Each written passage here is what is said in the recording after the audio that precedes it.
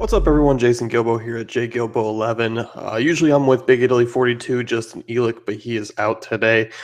Just had a kid, so if you haven't already, go ahead and congratulate him on Twitter at Big Italy 42.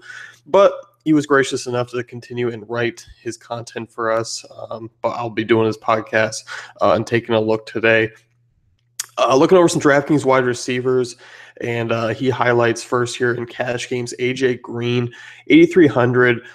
Big fan of AJ Green this week. Obviously, a Buffalo matchup. They ranked dead last in the NFL against wide receiver ones. Obviously, AJ Green is everything that and more.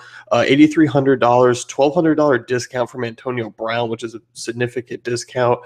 Just $200 cheaper than Odell Beckham. So you look at AJ Green, obviously has been a solid target share for Cincinnati this season. Great matchup for him. 33, 24, and 19 DK points over the last 3 weeks. As I mentioned, the targets have certainly been there. Relatively high cafe value for us, 22.2 projected score for Green based on our projections.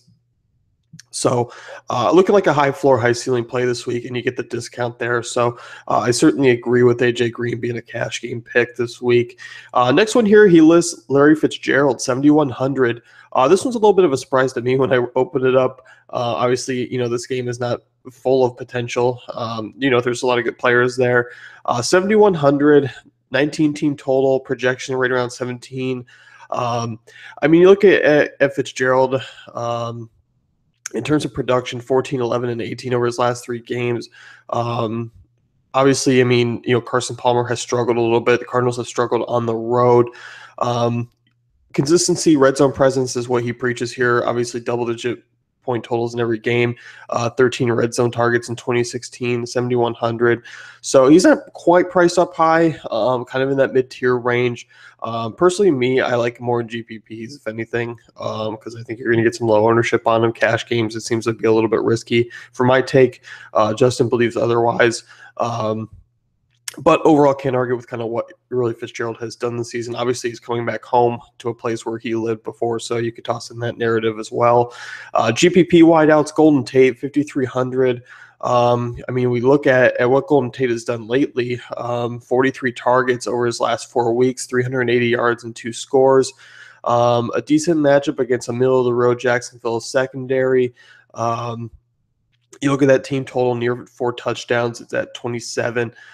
With PPR scoring, Golden Tate doesn't necessarily have to find the end zone, which is always a solid, kind of safer play when you get that on DK, where FanDuel, obviously he kind of needs to find the end zone unless he's going off for 10-plus catches. So a relatively safe floor for me here. I think there is some upside as well in GPPs. Tate has at least 9 targets in each of those last 4 games, so he's been looked at by Stafford quite a bit. And really, without the run game, there really isn't much there, as far as just basically not throwing the ball. So solid option there. Dante Moncrief, 6,100. I think the pricing probably comes into play here a little bit more for why he's a GPP play on DraftKings, 6,100, because a FanDuel 65 is a really nice value for cash games. But DK here, 6,100, 28 team total for Andrew Luck. You look at what Moncrief has done. In terms of touchdowns, he's been a solid producer inside the red zone. Since coming back from injury, 7 to 15 yards with 2 touchdowns. You look at this type of a game, in terms of game flow, we're expecting a back and forth approach with Mariota on the other side, who's really clicking, Luck, who's been clicking over the last few weeks. So both these offenses really could be creating one of the higher game totals of the week, which Vegas is certainly expecting.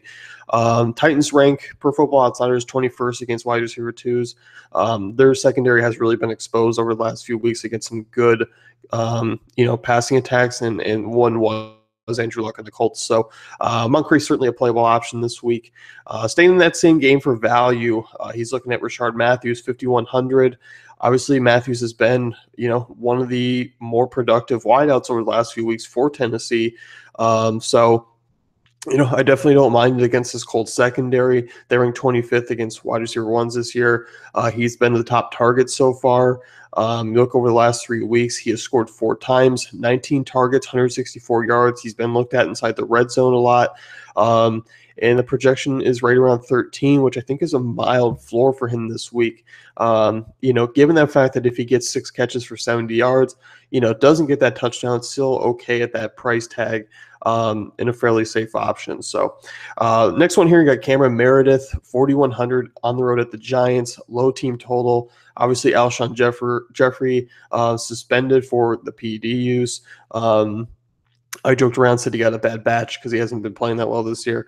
But you're looking at Meredith, who is obviously going to take in a top role. He likes him in GPP, so this is more of a GPP value play, and I'm certainly in agreement because I do like the Giants' defense. I think their corners are actually pretty top notch. Janoris Jenkins, Dominic Rodgers-Cromartie, they've been very solid this year. So I think there is a general risk given the fact that the matchup isn't really the best. I think it's a little bit overlooked in terms of when you go look and go, oh, they rank 22nd against wide receivers or so and so. They're not allowing a ton of touchdowns, so that's one thing to consider. And Jay Cutler is obviously very volatile. So definitely with Meredith more in GPPs, if you're going to go that route. So let's kind of wrap things up with the DraftKings wide receiver analysis for week 11. Be sure to head on over to DaveFantasyCafe.com, check out the great tools and content. If you want to read Justin's article, it is up on our site now. If you want to check out more DraftKings wide receiver plays, we have our cheat sheets up too.